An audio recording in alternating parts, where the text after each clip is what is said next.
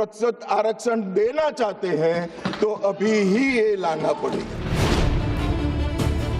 यानी डीएमके की तीनों शर्तों पर सरकार लगभग तैयार है, कहीं कोई दिक्कत नहीं है। तो सवाल यह है कि दिक्कत है क्या? दिक्कत है एफसीआरए। इन तमाम शर्तों के अलावा अंदर की खबर यह है कि डीएमके लगातार एफसीआरए बिल के संशोधन का विरोध कर रही है।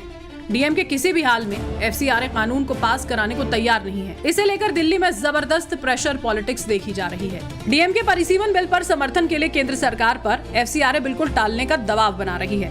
यानी डीएमके चाहती है कि सरकार विदेशी फंडिंग को लेकर लाए जा रहे अपने एफसीआरए संशोधन बिल को या तो फिलहाल टाल दे या फिर उसे जेपीसी में भेज दे।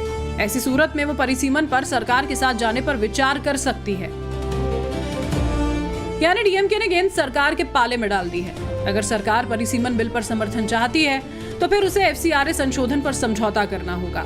एफसीआरए हम आपको आगे बताएंगे, पहले आपको परिसीमन बिल का पूरा गुणागणित समझाते हैं। परिसीमन का मतलब निर्वाचन क्षेत्रों की सीमाओं का दोबारा से निर्धारण करना।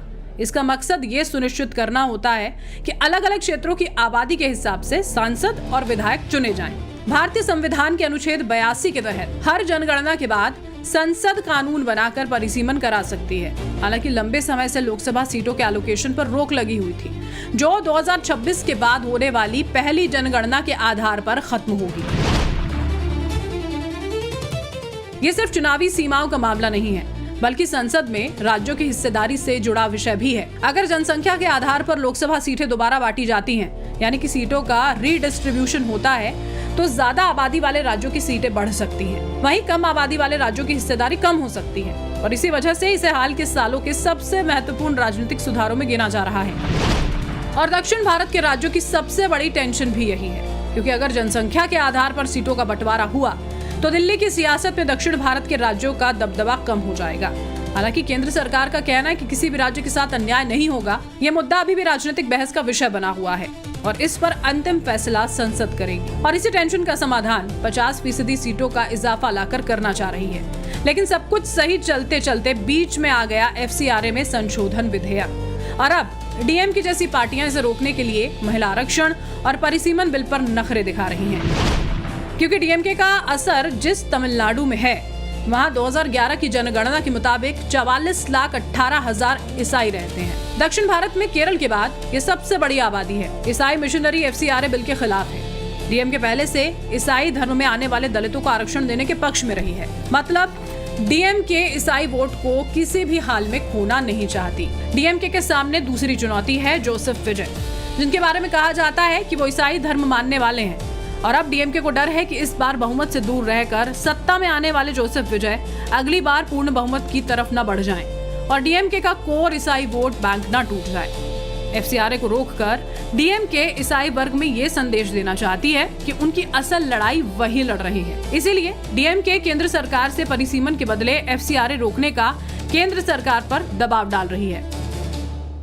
सरकार के लिए सबसे बड़ी दुविधा है, क्योंकि परिसीमन और महिला आरक्षण के लिए संविधान संशोधन होगा। संविधान संशोधन के लिए सरकार को 2/3 बहुमत लोकसभा और राज्यसभा में चाहिए। 2/3 का मतलब लोकसभा में 360 सीट।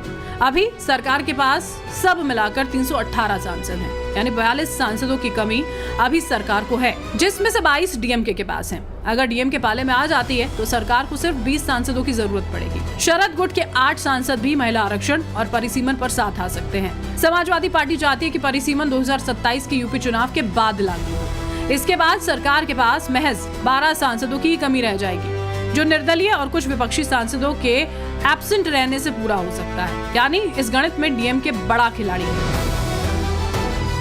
लेकिन सरकार के लिए एफसीआरए संशोधन विधेयक डीएमके को दूर ले जाने वाला फैसला हो सकता है। पर एफसीआरए को सत्ता पक्ष जिस तरह संस्कृति बचाने का मंत्र बता रहा है, उससे ये नहीं लगता कि सरकार इस विधेयक पर पीछे हटने वाली है। सत्ता पक्ष की तरफ से बीते 2 दिनों में सामने आए कुछ बयान भी सुनिए। देखिए, एफसीआरए कानून तो बहुत जरूरी है और सदन में आशा करता है हम लाएगा उस कानून। कारण फॉरेन फंड जिस ढंग से आ रहा है वो यहीं पर जो उग्रवादी लोग हैं उसको प्रोत्साहन दे रहा है। इसीलिए सिर्फ बंगाल के लिए नहीं, पूरा देश के लिए एक खतरनाक चीज बन गया। इसीलिए इस विषय पे सदन का सारे लोगों को सोचना चाहिए।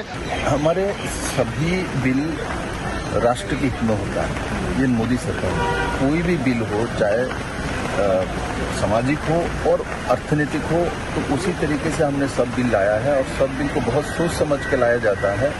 इसलिए आपने देखा हमारा मैक्सिमम बिल ही सिलेक्ट कमेटी में नहीं गए, वो सीधा यहाँ से पास होके जा रहे हैं। तो स्वाभाविक तौर पर बहुत सोच समझ के माननीय प्रधानमंत्री जी उस दिशा में कदम रखते हैं जो जनता के हित में और देश के हित में। कोई भी कानून है, समय समय पर उसमें चेंज की आवश्यकता पड़ती है। लगा कि इस एक्ट के कारण और भी धर्मांतरण की चीजें बढ़ती हैं, देश तोड़ने वाली साजिशें जो है उस माध्यम से जो है यहाँ पैसा भेजने का प्रयास करती हैं। एक ही एड्रेस जो एड्रेस जो है पता नहीं चला, उसमें जो है 20,000 करोड़ रुपए आए और उसका सारा काम जो है केवल धर्मांतरण था। तो इस सारे चीजों पर जो है भारत में भारत के लोगों का अधिकार है, बाहर के लोगों का अधिकार नहीं है। कोई विदेशी तो यदि एक्टिव होते हैं तो ये गलत है। और इसलिए जो अखबारों में पढ़ा है मैंने, मिजोरम के चीफ मिनिस्टर का जो बयान है, ये FCRA बिल जो है ये पास होना जरूरी है। और इस देश में जितने पॉलिटिकल पार्टी है उनको विदेशी ताकतों से अलग हटकर देश के कानून को बनाने का प्रयास करना चाहिए और उसमें सहयोग करना चाहिए। सत्ता पक्ष के सांसद FCRA को सीधा धर्मांतरण गैंग से जोड़ रहे हैं और देश में बड़े पैमाने पर हिंदू धर्म के खिलाफ साजिश की वजह विदेश से चंदे के नाम पर आने वाले धंधे को बता रहे हैं। एक हकीकत ये भी है, भारत में आंकड़ों के हिसाब से सिर्फ ईसाई आबादी सिर्फ और सिर्फ 2.3% है। लेकिन कई संगठन ये दावा करते हैं कि ईसाई धर्म अपना लेने वाले करोड़ों परिवार खुद को ऑफिशियल गणना में हिंदू बताते हैं, क्योंकि जो दलित, आदिवासी या OBC परिवार ईसाई धर्म अपनाता है, अगर वो कागज पर ये दर्ज करवा देगा तो उसका आरक्षण का लाभ बंद हो जाएगा। अब इस डर से कोई धर्म परिवर्तन की बात मानता नहीं। भारत में राष्ट्रीय स्वयंसेवक संघ जैसे संगठन, वनवासी कल्याण परिषद जैसा मंच बनाकर सामाजिक तौर पर धर्म परिवर्तन को रोकने के लिए लगातार काम भी कर रहे हैं। लेकिन जमीन पर काम करने वाले इन संगठनों के कई लोगों का कहना है कि ईसाई मिशनरीज पैसों के दम पर धर्म परिवर्तन को बढ़ावा देते हैं। कई बार इसी वजह से झड़प और हंगामे की खबर कई आदिवासी इलाकों से सामने आती रही है। मतलब FCRA में सख्ती सरकार को कई दक्षिणपंथी संगठन धर्मांतरण के खिलाफ उठाया जाने वाला फैसला मानता है। सरकार के विदेश मंत्रालय ने साफ कर दिया कि FCRA पर क्या फैसला होगा ये देश की संसद तय करेगी। जहाँ तक विधायी मामले का सवाल है और भारत के अपने विधायी मामलों का सवाल है, ये हमारी अंदरूनी खुद का मामला है जिस पे हमारी संसद उस पर निर्णय लेती है। मैं आपको ये भी बताना चाहता हूँ कि दुनिया में कई एक ऐसे राष्ट्र हैं, देश हैं, जिसमें अमेरिका भी शामिल है, जो विदेशी कोष को, विदेशी फंड्स को विनियमित करते हैं।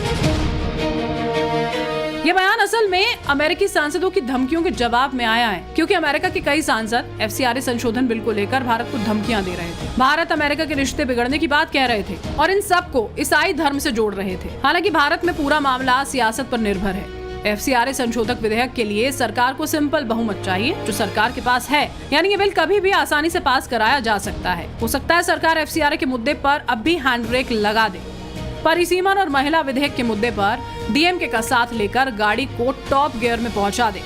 बाकी FCRA की कहानी सरकार कभी भी लिख सकती है और इसीलिए मॉनसून सत्र का अगला हफ्ता सियासत के कई रंग और पैतरों की गवाही बनने वाला है। आगे आगे देखिए होता है क्या।